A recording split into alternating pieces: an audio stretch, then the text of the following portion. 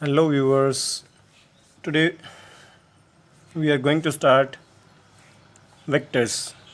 तो आज हम अपनी इस वीडियो में वेक्टर्स को कवर करेंगे और वेक्टर के अंदर क्या है, किस चीज़ को कितने टाइप का होता है, कैसे हम इसको डिफ़ाइन करते हैं, वो सारा आज हम इस वीडियो में कवर करेंगे। ठीक है, तो स्टार्ट करते हैं वेक्टर से। सबसे पहले हमारे पास जो क्वांटिटी होती है वो दो टाइप की होती है, एक आपकी स्केलर और एक आपकी वेक्टर।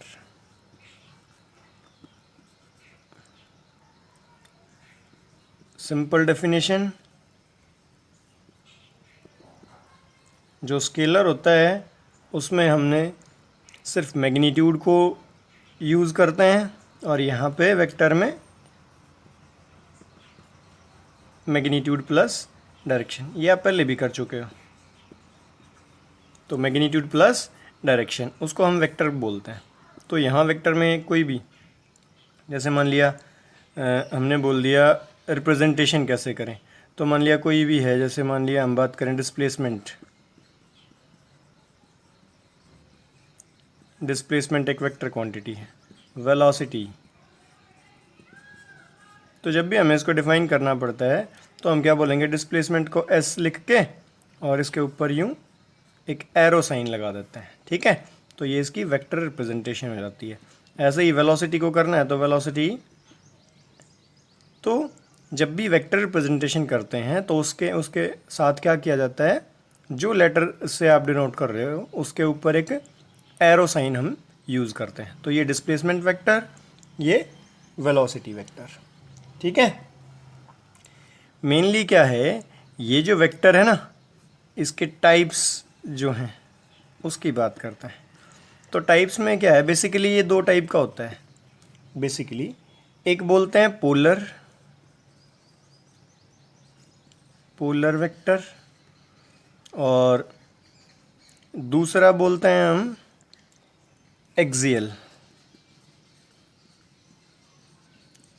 वेक्टर। तो देखो इनमें फ़र्क क्या होता है, पोलर किसको बोलते हैं और एक्सियल किसको बोलते हैं। ठीक है, पोलर वेक्टर में क्या होता है, हम बोलेंगे यहाँ पे which has a starting point.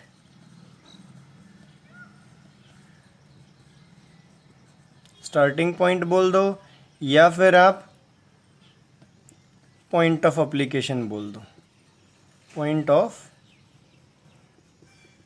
Application, यानी कि जहाँ से वो अप्लाई हुआ है। ठीक है, उसको हम बोलते हैं पोलर वेक्टर। दूसरा होता है एक्सियल वेक्टर।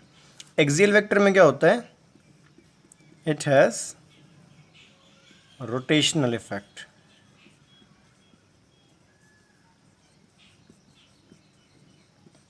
ठीक है, तो ये रोटेशनल इफेक्ट को शो करता है, उसी चीज़ को ये रिप्रेजेंट करता है along its axis of rotation.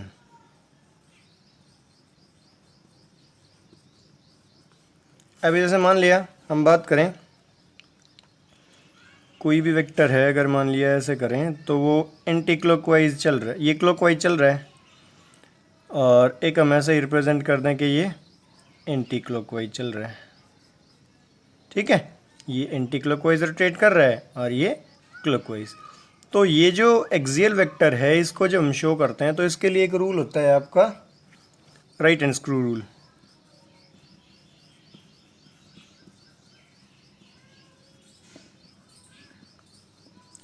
Right hand screw rule. तो ये स्क्रू रूल क्या कहता है, जब भी किसी स्क्रू को, स्क्रू का मतलब होता है पेंच, जब भी आप किसी स्क्रू को यूं करके, मान लिया हम अगर यूं क्लॉकवाइज रोटेट करें, अगर किसी स्क्रू को यूं क्लॉकवाइज रोटेट करेंगे तो उसकी जो डायरेक्शन है, हम किसी भी ऑब्जेक्ट में अगर मान लिया उसको टाइट कर रहे हैं, तो जब भी आप उसको क्लॉकवाइज मूव करवाओगे तो वो अंदर की साइड जाएगा, नीचे की साइड, और एंटी क्लॉकवाइज मूव करवाओगे तो वो बाहर निकल आएगा, ऊपर की साइड। तो क्या होता है, अगर आप एंटी क्लॉकवाइज मूव करवा रहे हो तो मान लिया इसकी एक्सिस ऑफ रोटेशन ये है, तो इसकी जो डायरेक्शन होगी वो आ जाएगी अपवर्ड। और अगर क्लॉकवाइज मूव करवा रहे हो तो इसकी जो एप्लीकेशन है, वो एक्सिस है रोटेशन की, वो ये है, और डायरेक्शन आ जाएगी आपकी डाउनवर्ड। ठीक है, तो ये पॉइंट ऑफ एप्लीकेशन के अकॉर्डिंग इस तरीके से रोटेशनल इफेक्ट को शो करता है। क्लियर? अभी कुछ डेफिनेशंस हैं इसके रिगार्डिंग, आपके वेक्टर्स के रिगार्डिंग। तो देखो, एक तो होता है मैग्नीट्यूड। मैग्नीट्यूड का मतलब क्या होता है? उस वेक्टर का अमाउंट। ठीक है, उस वेक्टर का अमाउंट कितना भी है। ठीक है, जैसे मैं बोल दूं कोई भी डिस्प्लेसमेंट है और हमने बोल दिया डिस्प्लेसमेंट कितना है, 50 metre along north to south, ऐसे करके लिख दिया। तो देखो, डायरेक्शन है नॉर्थ से साउथ और अमाउंट कितना है, 50 मीटर। तो ये जो अमाउंट है ये मैग्नीट्यूड है आपका। ठीक है, दूसरा होता है, इसी चीज़ को हम क्या बोलते हैं, मैग्नीट्यूड के साथ इसी को हम बोलते हैं modulus. Modulus of a vector. Modulus of a vector को हम रिप्रेजेंट करते हैं, जैसे मान लिया कोई भी वेक्टर ए है, इसको अगर हम मॉडुलस में रिप्रेजेंट करें तो ए वेक्टर और ये आपका मोड। ठीक है, ऐसे, या फिर सिंपल, एक सिंपल लेटर से विदाउट वेक्टर। ठीक है, तो सिंपल इस तरीके से भी हम इसको मेंशन करते हैं।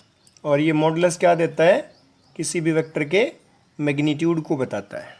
ठीक है, किसी भी वेक्टर के मैग्नीट्यूड को ये बताता है। अगली डेफिनेशन है एक, मान लिया आपसे पूछा जाए unit vector.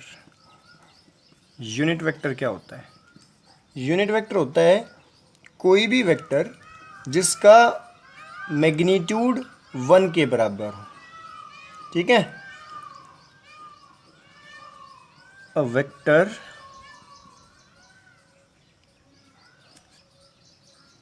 which has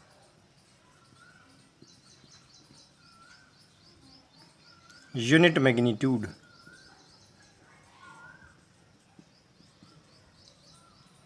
and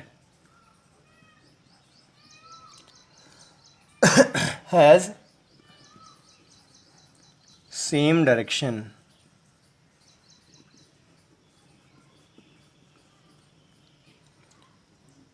as that of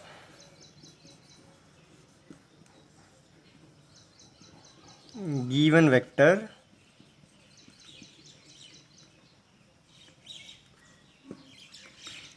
मतलब जिस वेक्टर को रिप्रेजेंट कर रहे हैं हम, जिसका यूनिट वेक्टर हम रिप्रेजेंट कर रहे हैं, उसी वेक्टर के साथ या उसी वेक्टर के अलोंग इसकी डायरेक्शन होगी, लेकिन मैग्नीट्यूड 1 के बराबर होगा आपका। ठीक है, इसको हम जो रिप्रेजेंट करते हैं वो करते हैं, मान लिया कोई वेक्टर है आपका ए वेक्टर है, अगर हमें इसका यूनिट वेक्टर लिखना है तो हम लिखेंगे ए कैप, यूं करके कैप लगा देते हैं हम। ठीक है, तो ए कैप को हम बोलते हैं यूनिट वेक्टर। अच्छा, यूनिट वेक्टर का फॉर्मूला, यूनिट वेक्टर का फॉर्मूला होता है A unit vector is equal to vector divided by magnitude of that vector. ठीक है, vector divided by its magnitude, या फिर मॉडुलस बोल सकते हो आप। ठीक है, इस तरीके से हम इसको डिफाइन कर सकते हैं।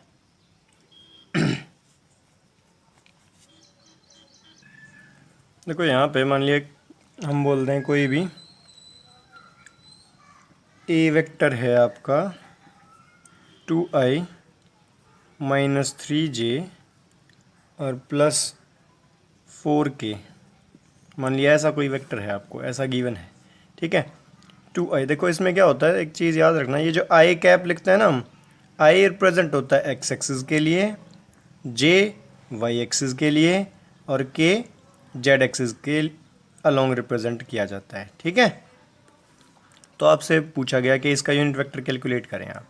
ठीक है, तो वेक्टर तो ये गिवन है, तो ए का यूनिट वेक्टर कैलकुलेट करना है, तो वेक्टर डिवाइडेड बाय इसका मैग्नीट्यूड। अच्छा, इसका जो मैग्नीट्यूड है वो कैसे कैलकुलेट करते हैं? देखो, मैग्नीट्यूड कैलकुलेट करने का तरीका होता है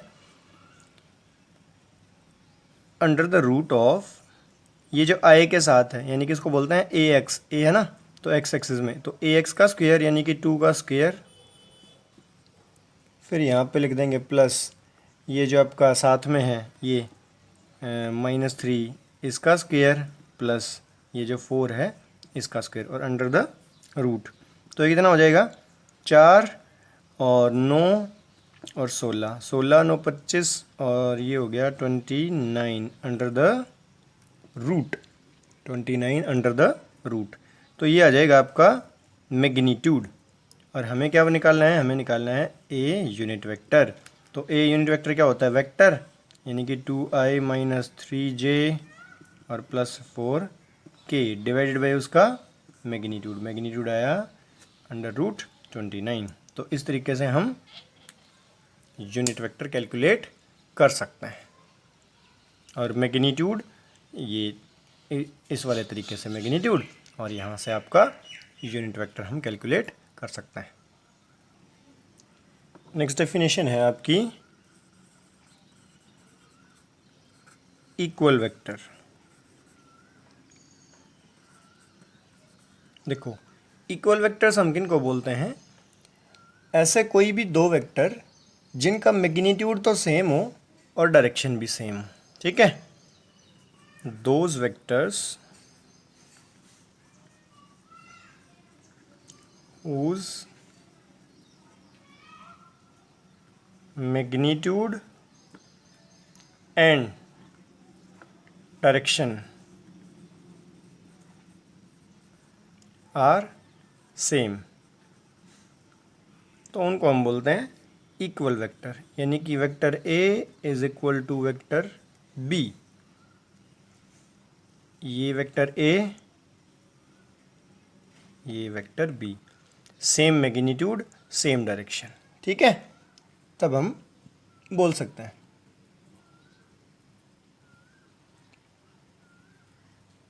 अभी दूसरा है इसमें इक्वल के बाद negative.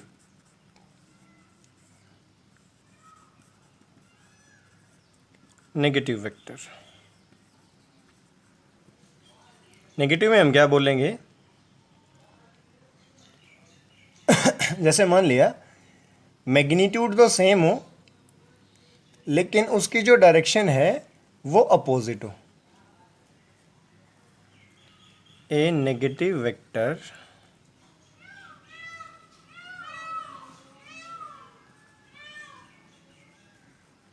has the same magnitude, but opposite direction to that of a given vector।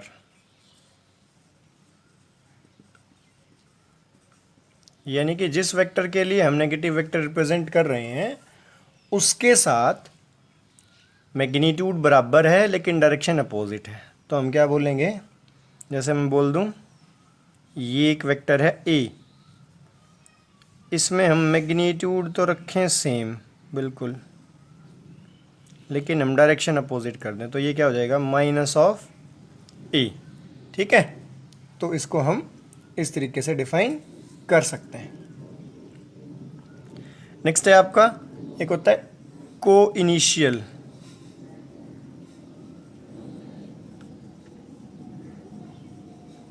को इनिशियल वेक्टर। अब को इनिशियल वेक्टर्स में क्या आता है?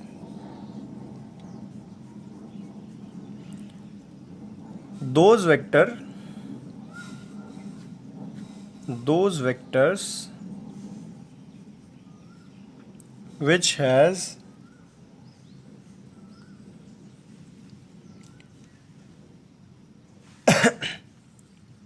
common initial point, common initial point. जैसे मैं बोल दूं यहाँ से एक शुरू हुआ, इस डायरेक्शन में चला गया, एक यहाँ से शुरू हुआ इस डायरेक्शन में चला गया, एक यहाँ से शुरू हुआ इस डायरेक्शन में चला गया, इनिशियल पॉइंट कॉमन हो, ठीक है।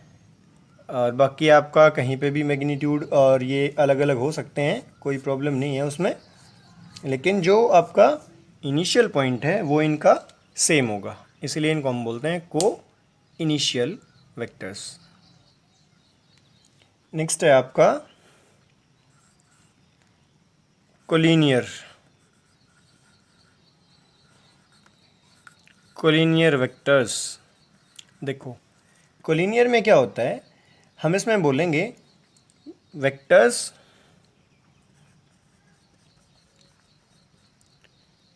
which has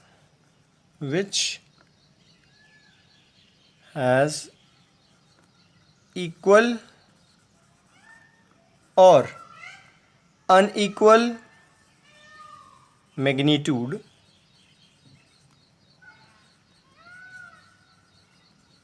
but are acting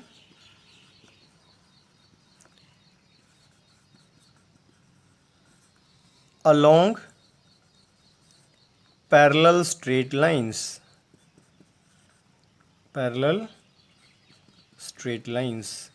मतलब क्या हुआ, कोलिनियर का मतलब होता है जो एक ही लाइन में हो, एक ही डायरेक्शन के अलोंग, मतलब जैसे सॉरी डायरेक्शन नहीं, एक ही लाइन में लाई करते हैं, उनको हम बोलते हैं। देखो इसमें हम बोल सकते हैं एक वेक्टर ये है, दूसरा वेक्टर ये है, एक ही लाइन में चल रहे हैं, ऐसे ही पैरेलल स्ट्रेट लाइंस में, मैग्नीट्यूड अलग अलग है, ये भी कोलिनियर है।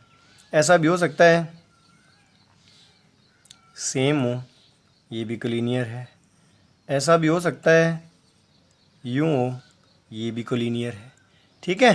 तो इस तरीके से हम कोलिनियर वेक्टर को रिप्रेजेंट कर सकते हैं। कोलिनियर के बाद है आपका एक coplanar.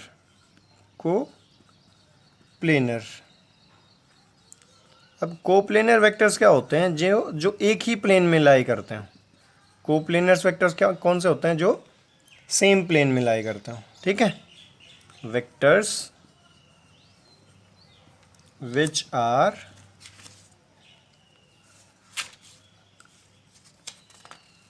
Acting in the same plane.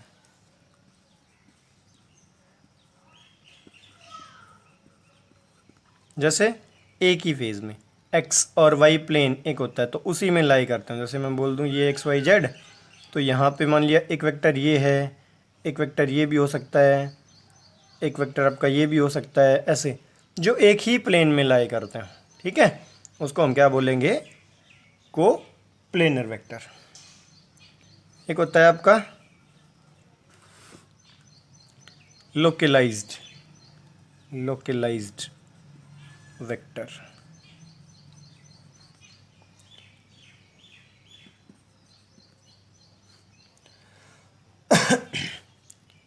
Vector which has initial fixed point, vector which has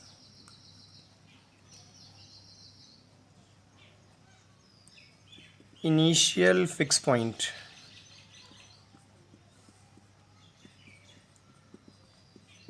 यानी कि जिसका जो इनिशियल पॉइंट है ना उसको फिक्स कर रखा हो, एक ही पॉइंट से वो स्टार्ट होगा, ठीक है।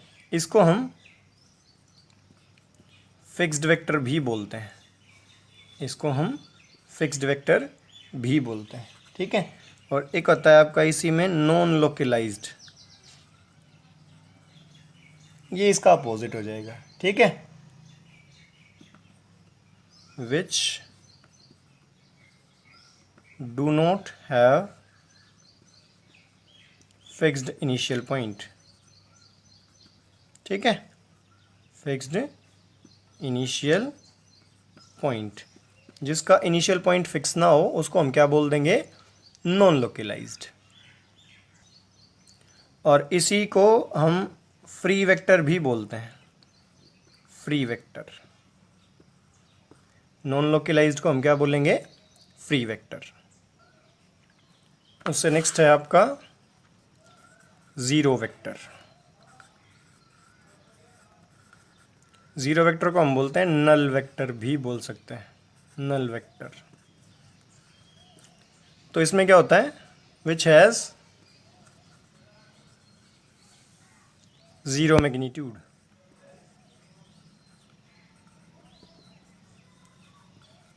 ठीक है, जिसका मैग्नीट्यूड ज़ीरो के बराबर हो उसको हम ज़ीरो वेक्टर बोलते हैं। एक होता है आपका डिस्प्लेसमेंट वेक्टर।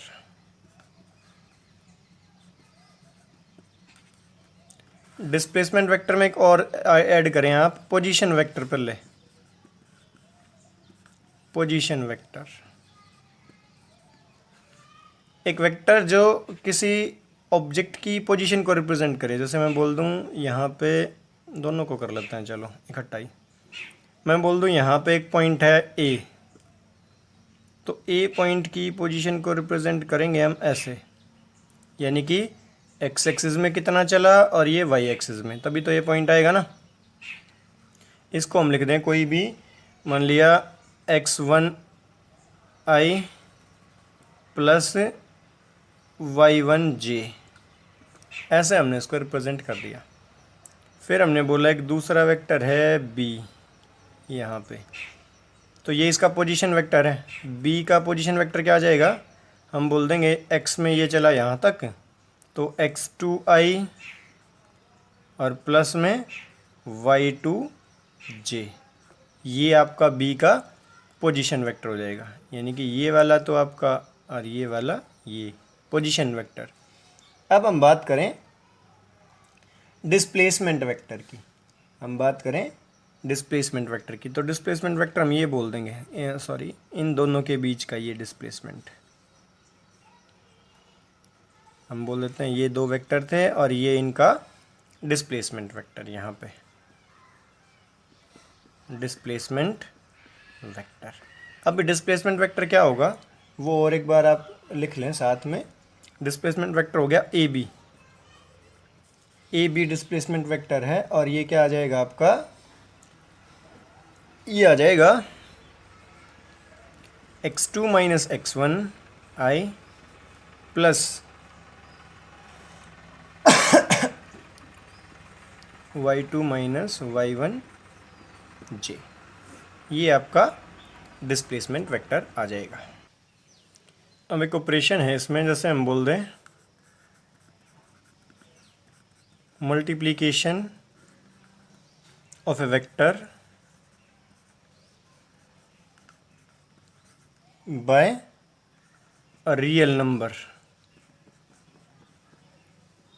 अगर मान लिया हम किसी नंबर से वेक्टर को मल्टीप्लाई कर दें तो क्या फ़र्क पड़ेगा। मान लिया हमारे पास एक वेक्टर है ए वेक्टर और एक नंबर है n जिससे हम इसको मल्टीप्लाई करते हैं, तो क्या होगा जब हम इसको मल्टीप्लाई करेंगे ना, तो ये आ जाएगा हमारा नया वेक्टर और n a के साथ, ऐसे करके हम इसको रिप्रेजेंट कर देंगे। अभी देखो एक और चीज़, जो ये नया वेक्टर आएगा ना, इसका जो मैग्नीट्यूड है, सॉरी नया वेक्टर जो बना उसका जो मैग्नीट्यूड है, magnitude becomes n times. Magnitude तो n टाइम्स हो गया। अभी direction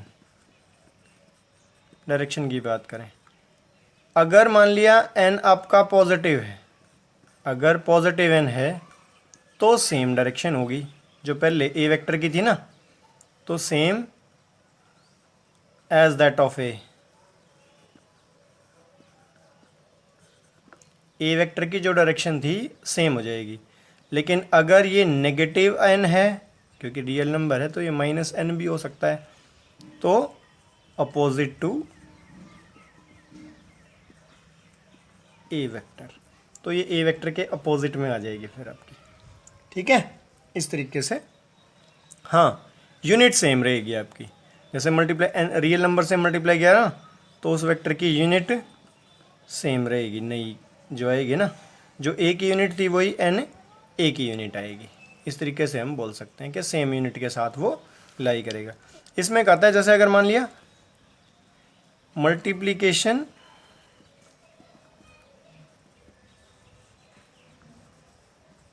of a vector by scalar, ठीक है, किसी स्केलर से मल्टीप्लाई करें। तो है क्या, स्केलर के साथ अगर हम मल्टीप्लाई कर रहे हैं तो उसमें क्या फ़र्क पड़ता है, यूनिट चेंज हो जाती है।